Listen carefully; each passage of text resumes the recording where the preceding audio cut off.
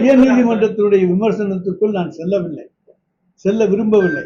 ஆனால் அதே நேரத்தில் எங்களுடைய காவல்துறையை போல சிறப்பாக செயல்பட்டிருக்கிற காவல்துறை கிடையாது.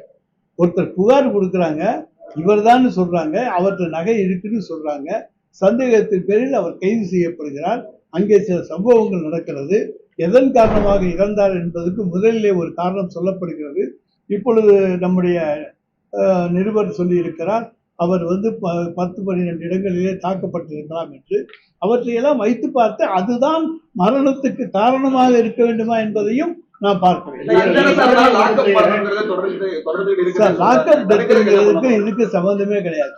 இதை கைது செய்து கொண்டு சென்ற பொழுது விசாரணை என்பது நடந்தது. அந்த வழக்கு இதே வழக்கிலேயே நம்ம அவங்க நகை காணா போகணும்னு சொல்லியிருக்காங்க. காணா போச்சு அப்படின்னு சொல்லியிருக்காங்க. காணா போச்சா இல்லையாங்கிற கண்டுபிடிக்கிறதுக்கு முன்னாடியே காவல்துறையினர் இது போன்ற சம்பவங்கள் ஈடுபடுறாங்க. இதுதான் ஐஏஎஸ் ஐபிஎஸ் அதிகாரி ஒருத்தர் தொடர்பு உயர்நீதிமன்றத்தில் அவங்க தரப்பு சொல்றாங்க.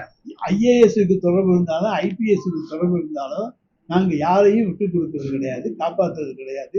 எவ்வளவு உயர் பதவியில் இருந்தாலும் அவர்களுக்கு மீதும் உரிய நடவடிக்கை எடுக்கப்படும் என்பதை இந்த 4.5 ஆண்டுகளில் நான் நிரூபித்துக் கொண்டுதான் இருக்கிறோம். நாங்கள் யாரையும் காப்பாற்ற வேண்டிய அவசியம் இந்த அரசுக்கு கிடையாது, கட்டாயமும் கிடையாது. அதெல்லாம் உங்க யூகங்கள், அதுக்கெல்லாம் நாங்க பதில் சொல்ல முடியாது. எந்த கேஸ் வந்தாலும் உடனே பேரம் பேசுறாங்கன்னு சொல்லுவாங்க, அது உங்களுடைய யூகம். அதுக்கு நாங்க பதில் சொல்ல முடியாது.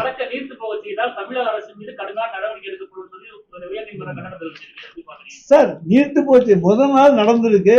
இப்போ அடுத்த கட்ட நடவடிக்கை நடக்க போகுது. நீர்த்து போக செய்யறதுக்கு என்ன வேலை இருக்கு?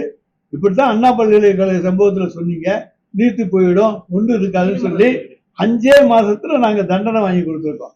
அதே போல இதையும் 5 மாதம் 6 மாதத்துக்குள்ள தண்டனை வாங்கி கொடுத்து நீதிமன்றத்தில் இந்த அரசு சிறந்த அரசு என்கின்ற பாராட்டுதலை நாங்கள் நிச்சயம் பெறுவோம்.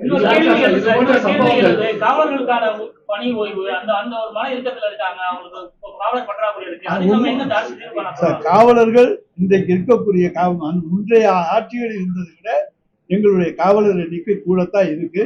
இன்னும் புதிதாக நாங்கள் காவலர்களை தேர்ந்தெடுத்து கொண்டுதான் இருக்கிறோம், பயிற்சி கொடுத்து கொண்டுதான் இருக்கிறோம். மக்கள் தொகையும் கூடுகிறது, காவலர் எண்ணிக்கையும் கூடிக்கொண்டிருக்கிறது. எனவே நிச்சயமாக அவர்களுக்கு அழுத்தம் இருக்கக்கூடாது என்பதற்கு தேவையான வசதி வாய்ப்புகளை அவர்களுக்கு நாங்கள் உருவாக்கி தந்து கொண்டிருக்கின்றோம். டயா பூஸ்டர், சுகருடைய ரிமோட் கண்ட்ரோல் இனி உங்க கையில. அனைத்து மருந்து கடைகளிலும் கிடைக்கும். செய்திகளை உடனுக்குடன் தெரிந்து கொள்ள கீழ்கண்ட கேபிள் மற்றும் டிடிஎச் நெட்வொர்க்குகளில் எம்நாடு செய்தி தொலைக்காட்சியை காணுங்கள். பாதகம் செய்பவரை கண்டால் நாம் பயம் கொள்ளலாகாது பாப்பா. மோதி மிதித்துவிடு பாப்பா, அவர் முகத்தில் உமிழ்ந்துவிடு பாப்பா. அண்மை செய்திகளை உடனுக்குடன் தெரிந்து கொள்ள இணைந்திருங்கள் எம்நாடு தொலைக்காட்சியுடன்.